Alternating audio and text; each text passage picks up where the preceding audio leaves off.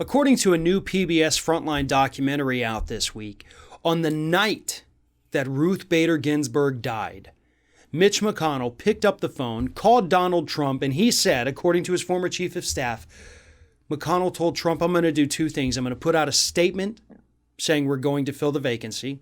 And two, you have to nominate Amy Coney Barrett.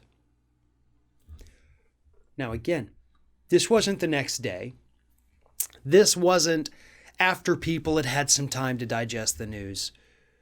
This was quite literally minutes after they learned that Supreme Court Justice Ruth Bader Ginsburg had passed away. Minutes. Mitch McConnell had that name, Amy Coney Barrett, in his head already.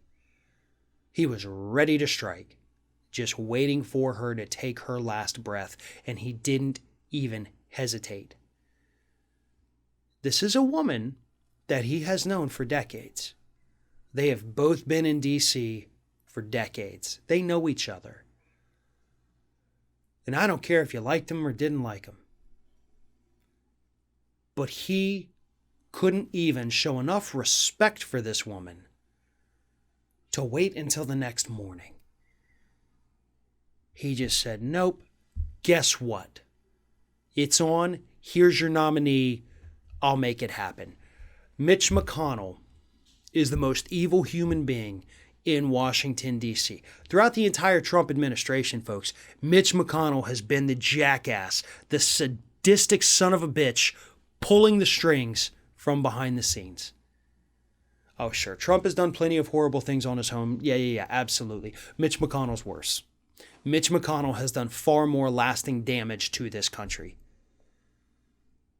And this also, by the way, confirms something we had been saying for 3 years now, and that is that Donald Trump was being fed these judicial nominees by Mitch McConnell. We had taken a lot of flack for that. A lot of people said, no. He's the Senate Majority Leader. His job is to have votes on these things, not to give Trump the nominees.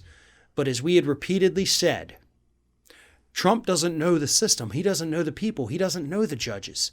So Mitch McConnell, working with the Federalist Society, came up with the names. They've been feeding them to the president. President then feeds it back to them to vote and approve, and so on and so forth. The medical professionals hadn't even had a chance to tend to her body yet by the time Mitch McConnell made this disgusting phone call. And that's what we're dealing with here. Mitch McConnell's not exactly the kind of human being that's going to be missed when he leaves office or when he leaves this life. He knows what his legacy is, and he's proud of it. He's proud to be hated. He's proud to consider himself the Grim Reaper of progressive legislation.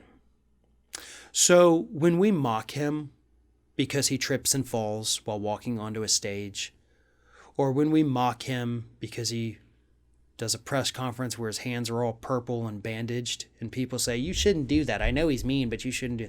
Don't ever come at me with that again. This man is pure evil. And so when he does something stupid, if he falls and breaks his leg, I'm going to laugh at him. And I'm going to mock him. Because the damage he has done to this country, the disrespect that he has shown to Americans, no mocking that I could dish out will ever make us even for that.